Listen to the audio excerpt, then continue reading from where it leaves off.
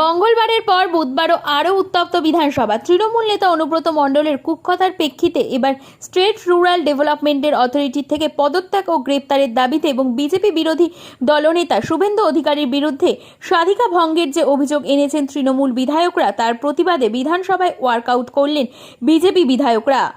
SRD এর chairman কেষ্টর কুখ্যাত কথার জন্য অবিলম্বে গ্রেপ্তার চাই। প্ল্যাকার্ড হাতে বিধানসভার বাইরে বিজেপি বিধায়কদের স্লোগান দিতে শোনা গেল। গেটের বাইরে ছিলেন বিজনেস পেপারও।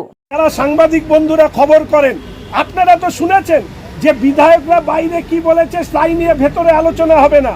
তাহলে শুভেন্দুদা বাইরে কি বলেছে সেই নিয়ে কি করে প্রিভিলেজ মোশন আনা যায়?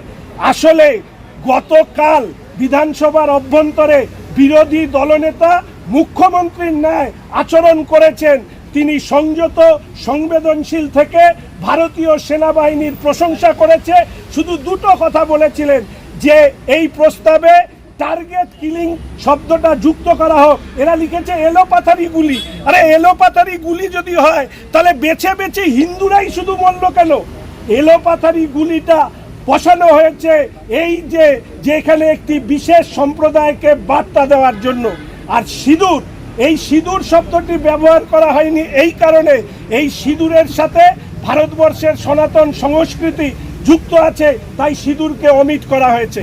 আপনাদেরকে স্মরণ করিয়ে দিই যে যাদেরকে মারা হয়েছে, একজন মহিলা এই কথা বলেছেন যে সিঁদুর দেখে তারপরে তিনি যখন বলছে আমাকেও গুলি করে মেরে ফেলো, তখন সেই মহিলা বলেছেন যে তোকে মারবো না, যা মোদিকে গিয়ে বলে আয়। তাই মোদি যখন মাননীয় প্রধানমন্ত্রী এই অপারেশনের নাম দিয়েছিলেন সিঁদুর, সেই সিঁদুর তার অসম্মান, সেই অসম্মানের প্রতিশোধ, প্রত্যাঘাত যা ভারতবর্ষ এর আগে সেই অর্থে 2005 থেকে 13 অবধি একের পর এক সন্ত্রাসবাদী হামলা হলেও প্রত্যাঘাতের ইতিহাস ছিল না। আর সেই প্রত্যাঘাত যখন মাননীয় প্রধানমন্ত্রী নেতৃত্বে ভারতীয় সেনাবাহিনী করেছে, এই সাফল্যকে মেনে নিতে পশ্চিমবঙ্গের মুখ্যমন্ত্রীর কষ্ট হচ্ছিল। ফলে সেই কষ্ট লাঘব করবার জন্য তিনি একটি প্রস্তাব এনে সেই প্রস্তাব দিয়ে প্রস্তাবের সেনাবাহিনীকে ধন্যবাদ জানানোর নাম করে তিনি ভারতবর্ষের দেশবাসীকে অপমান করেছেন।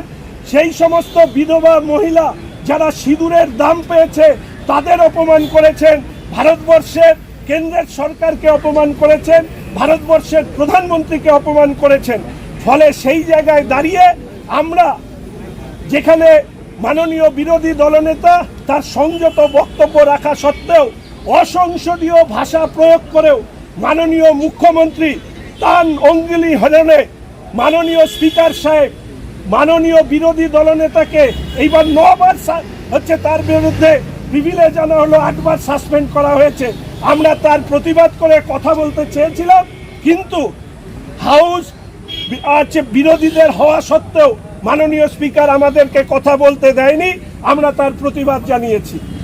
দ্বিতীয়ত, অনুব্রত